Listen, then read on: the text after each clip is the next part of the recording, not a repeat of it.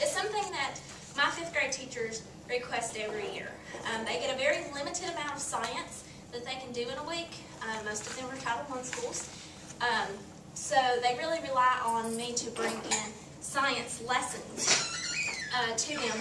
I usually teach the science lessons January, February, March. Used to go into April until they wanted me gone out of April because of CRCT. It's just beneficial for them. This is one of the top 4 lessons they request for every year. So I taught it this March. If you actually go on the staff-only section, additional resources, curriculum, in-school curriculum, agri-science, this is the plant classification lesson. If you look at it, it's a very long lesson. And I know I gauged from earlier, most of you have done a club meeting before. Every club meeting is different. I get 45 minutes. But after officers and newsletters, it kind of gives me about 30 minutes of actual lesson time. Is that kind of what most of you get for the most part? That lesson is just far too large for me to fit it all in. I have had, this is a dumbed down version, it's about half of the lesson. I have had teachers ask for the rest of the lesson to teach after me. So I have been able to give them that. The other parts of the lesson include things like roots and leaf shapes. Those are very large. The leaf shapes is like 20 different leaf shapes you go over. It can take a lot of time. So I've kind of chosen 3 things that I could fit in the amount of time to give them the overall feeling of how we classify plants. What I gave out, and for those of you who came in late, I'll give it to you later, is my script. And it's on that additional resources. A lot of mine I've tried to upload for you to use. So anyway, you have to pretend like this is a whiteboard and you haven't seen anything yet. But the first thing I do after we get done with the newsletters is, does anybody know how many different types of plants there are in the world? Anybody?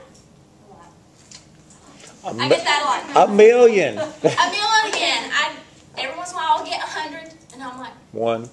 Really? 100? And so I'll let them kind of bounce that around a little bit, and some of them will make fun of each other saying that there's 1 or whatever. But that's when I'll write 250,000 different kinds of plants in the world. Sometimes writing it out on the board, they can understand how big that number is for our visual learners. And I say, do you think that number stays the same every day? Or do you think it gets bigger every day? It gets bigger, right? How do we know that there are new, different kinds of plants? Find them. We find them. We discover them. Scientists discover new plants all the time. Can we create new plants? Yes. Cross-pollination, things like that. This works really well after an inherited traits lesson. I've done that once, and they can hit that right on the head because they know that new plants can be created as well. I said, now out of that 250,000, how many do you think are just tree species? Different kinds of trees. I know you're all looking at the number. But usually I don't have it written. But I wrote for the last class, and there's no use in wasting paper. But I get anything from 100 to 500. I wrote out the 50,000. I said there's 50,000 different kinds of trees. That's not 50,000 trees, 50,000 different types of trees. And I said, well, how do we know what tree is a hickory versus a dogwood? What are we looking for? How do we know the difference? Leaf shape. Leaf shape. Size. Size. Fruit. Fruit. Blooms. Color. How about how the leaves are arranged? Right? Then I get the really smart kid in the group. The roots! And I'm like, you are so smart. The roots. We a lot of times forget the root system. All roots look different. And if it's one of those groups, now hopefully by a few club meetings you've gauged what kind of audience your club is. I have some schools that they're super smart and write on it, and some that need visual. Sometimes I will write those things on the dry erase board so they can visually understand. We're looking at all these different characteristics of plants to figure out their plant classifications. Today we're only going to talk about 3 different classifications. So you're going to help me, be scientists, to figure out how do we classify plants. Now, I don't know how your school system's set up. I still take in posters. All my classrooms do have smart boards, but my entire school system is on Apple Macs. That is not very compatible with our UGA Dells. So I'm still taking in posters. I've used these for many years. I laminate them. They work better that way. Some people in the last class were asking me how I have access to a laminator. This one's at my Board of Education. They allow me to use for free. I used to go to a school and pay like $1/4 a foot or something. But I try to laminate things so I can use them over and over. So our first classification that we're going to talk about today is called plant categories. Everyone say plant categories? Plant categories. You sound just like the 5th graders. All right. Plant categories. And every plant in the world falls under one of these 3 plant categories. The first is called dicot. Everyone say dicot? Dicot. Helps get that vocabulary going. And we know dicots because their leaves have netted veins. Sometimes I have them say it. It just depends on my audience. But I talk about how the veins just go netted. Sometimes I go way off script and I'm like, how many of you have pulled apart one of these kind of leaves before? I know some of you have. Be honest. How many adults in the room go and sit and pull off the leaves to get to the veins? Some of you are lying. All right. But most kids have sat there and pulled apart a leaf just to look at the veins. But they didn't realize what they were looking at. They're looking at netted veins. Our second plant category is a monocot. Everyone say monocot? Monocot. And monocots are known because they have what kind of veins? Parallel. Most of them, the first thing they'll say is straight veins or lines. And I'm like, well, what happens if they never intersect? They've usually gotten into that math swing. They should know the word parallel. And that's the word you're wanting them to pick up on. Dicots are netted. Monocots are parallel veins. Now, so both of these can produce flowers. Okay? Just like a corn stalk has corn. A lot of our different flowers that we have, roses, that are dicot. What about this last one over here, conifer? What kind of leaf does it have? It's a needle. Needles. Think like a 5th grader in Georgia. What are they going to say? Pine needles, right? I try to beat that out of their heads a little bit, especially where I am. We're filled with Georgia pine trees. And so every needle is a pine needle. I'm like, no, conifers have needle-like leaves. And we say that over and over throughout the whole lesson to make sure they got it. I said, now, do things like pine trees or conifer trees, do they produce flowers? Let's think about it for a little bit. No, they can't produce flowers. What do they produce instead? First answer is always pine cones. So we have to go over again. Not all conifers are pines, but they do produce cones. And that's usually when I show them this picture. Now all these pictures come straight out of the lesson. Okay, I didn't go and find anything. I'm not that creative. But I say, does this look like a pine cone to anybody? No. They're different kinds of cones. Alright, so usually I'll go back through this again if the kids need it. Alright, our next classification is called leaf types. Everyone say leaf types? Leaf types. Out of every plant in the world, each plant is one of 2 leaf types. It is either a simple leaf or a compound leaf. Can anyone tell me what's the difference in a simple leaf and a compound leaf? You can pretend like you're a 5th grader. It doesn't have to be your adult answer. Compound has leaves. That's usually the answer I get. Simple leaf has 1 leaf. Compound leaf has more than 1 leaf. How many of you would agree if you were a 5th grader? Okay? That's when I have to explain it to them. This is 1 leaf. This is 1 leaf. I get to this one and they're all shocked. This is 1 leaf. And this is 1 leaf. A simple leaf is 1 unit. When it's pulled off the stem or pulled off the branch, it comes as 1 unit. A compound leaf, when it's pulled off, it comes as multiple or more than 1 unit. The word unit is the one that you're trying to express to them. Is that this is 1 unit, this is more than 1 unit, but they're all just 1 leaf. This is usually their hardest concept to grasp. That's when I bring up the thing, how many of you have seen a fern before? Do you think every single one of those little bitty leaves are a leaf? No. They're called leaflets. And they make up 1 leaf. This is my first year I've actually had a mimosa leaf, but I usually show them this picture and ask how many of them have ever seen them. How many of you have ever played with a mimosa leaf, or am I the only one that plays with leaves? What do they do? If you hold them like this, see what I did? They shrivel up if it's dark. If it opens back up and it's daytime, they open back up. So they're afraid of the dark. I don't know. I may be the only one that ever plays with leaves. But usually the kids, I want to go find them most leave after this lesson.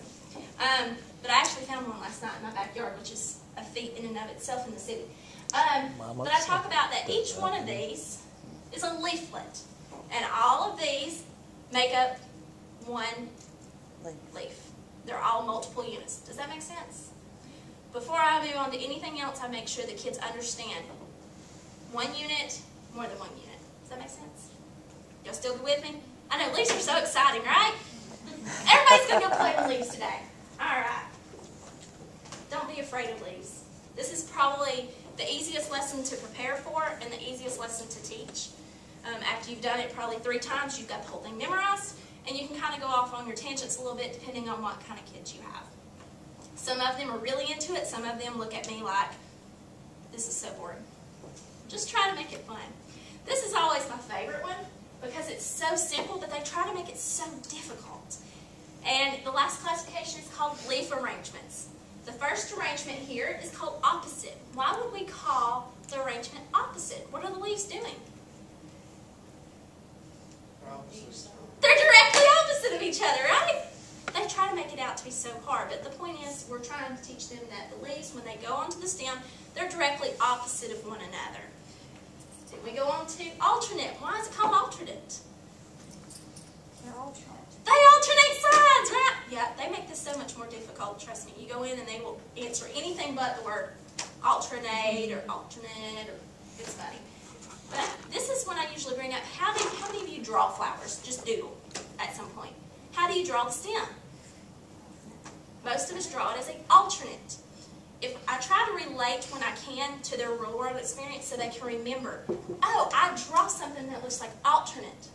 Think about it. If you're sitting on CRCT and you're trying to figure something out, you're like, oh yeah, my 4-H agent, she said that alternate was the one I draw, and I just doodled and it's alternate. It helps them deduce. Just like the dicot I tell them about pulling off to see all the veins going everywhere, they tend to remember that. I've had actually students tell me that. So sometimes it seems silly to me, but sometimes it helps them. All right, the last one is called world, and why do we call it world? Round and round. Because it whirls around the stem, right? I told you, this one's so hard, right? But they do make it a lot harder than what it is. But we talk about to be a true world, it has to go all the way around the stem in several points on the stem. So it can't just do it at the base. Does anybody know? I know Rebecca has already told me some plant. I have a hard time finding this plant for my game.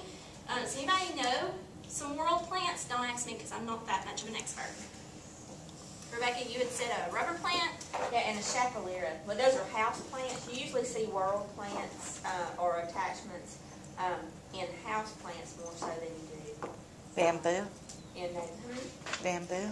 But Wouldn't yeah, it be a that world would one? be a great one. That would be a good one. So if you ever have problems with that, I always have to call every year at Mandy Marable. But after we go through all this, I usually do a quick review of everything, pull back all the posters, and then I have this game that I play. I know a lot of people actually bring in the actual leaf. Some people put them in Ziploc bags. Several years ago, my program assistant came up with a bright idea to laminate them. My laminated leaves, these are brand new ones from last night, but they lasted for 3 years. So 3 years, I didn't have to worry about it. They were handled by 40 clubs for 3 years. 120 clubs worth of kids survived all my leaves, so that's not too bad. But anyway, my game, and I'm gonna split y'all into 3 groups. Stop the way, yeah. After we go through, now it depends on the class. If you have a Smarty Pants class that they've got everything like this, you didn't have to work them through anything, those are usually the class I will turn posters around and not let them look at it. They have to try to do it from memory first. If it's a class that they're struggling understanding, I'll put out all 3 posters on the whiteboard and let them look at it during the game. So it just kind of depends on your class. This is just trying to get something in their hands. I tell them at the beginning of the lesson, pay attention. We got a game. If you want to be the winners, you have to pay attention. Sometimes that helps. But what I'm going to going to do is each group, I'm going to let this group, and then the back group be a group. I usually only carry 2 a class, so about 15 kids, 10 to 15 kids are in a group. There are 8 different leaf things, so about 2 kids per leaf. I don't have a lot of time in a 30-minute class, so they have to be able to work together and get it done quickly. Sometimes the teachers will let them pick boys versus girls. I don't like that, but I let the teachers pick how I want the class split up. Some of them will go right down the middle. Sometimes it's different. But I'm not going to go into detail. I usually go into detail as far as how to play the game. I'm going to kind of give you the lowdown on it. There is one example for every one of the 8 things I talked about today. Does that make sense? We talked about dicot, monocot, conifer, simple, compound, opposite, alternate, world. So there's 8 of these. Some of them, a lot of them are going to be dicots, but you need to choose the one that you feel like is the most dicot-like. Does that make sense? Okay. Each group if somebody has a paper and a pencil, you can write down 1 through 8, and you're going to have to identify each one of these. Does that make sense? Y'all are adults. I think y'all can do it. Alright, I'm just going to count it down. But you should not be writing down 2 dicots. There shouldn't be 2 compound leaves. One's a dicot, what's the other one? Use your best judgment. This is, There has to be 8 different things. so what's this? Monocot. That's the single conifer and that's the compound. That's another dicot. No, all conifers are single. We have to use all That's a 8 whirl. of these. Okay, number 8, that's a whirl. So maybe it's a sim. Number 2 is a whirl. Okay, this is opposite. Alternate. That's alternate. This is conifer. Okay, 5 was conifer. Where is No, 3 is Oh, conifer. I'm sorry. And so what was the difference in those two? And 5 was Conifer too, but it's 5 was what? it's alternate. Alternate. That was I think. Yeah, I think. If whichever group gets all of them right first, I'll check it, and if they got them all right, they get to say they're the best plant classifying scientists for the day or whatever. I don't give them anything, but they like to be able to win. But if they've got those 2 flip-flopped, that's fine. I usually try on like number 4, the simple leaf, I try to leave the stem on it versus the dicot. I try to not leave the stem on it. Do y'all see the difference between 1 and 4? I try to. I try to match it up with the pictures if I can. What about number 2? Monocot. This is when we go back over. Monocots have what kind of veins? Parallel. Number 3 is a conifer. Conifers have what kind of leaves? Needle-like. Good job. Usually by this point they've stopped saying pine needle. Okay, we talked about 4. What's number 5? Compound leaf. And compound leaves are made up of more than one unit, right, or made up of leaflets. Now, since I found my nice mimosa, I've also labeled it 5. If I have a 5th grade class that's having a hard time figuring out compound, I may be putting this in their packet instead of the one you're seeing. If it's a group that's having a hard time. Make it a little easier because we talked about it. What about number 6? Opposite, because the leaves are directly opposite of one another. 7 is alternate. The leaves alternate sides. And number 8, you use your imagination to figure out it is a world. Right. So if you notice, I went right in order. I don't try to confuse the kids. They've had enough of that. But this is just a way to get it a little more tangible. You can do this lesson in lots of different ways. So y'all have any questions? I hope y'all are not completely bored and do not like this lesson because it is a very simple lesson to learn and to teach. And you can get as detailed into it as you want to, or you can leave it a lot more basic like I do. But it depends on how you want to teach it. Alright, so I can just put my leaves back in their envelopes. And did everyone get a copy of my script? Okay. And this literally is a script. A lot of times my program assistants in the past, they need something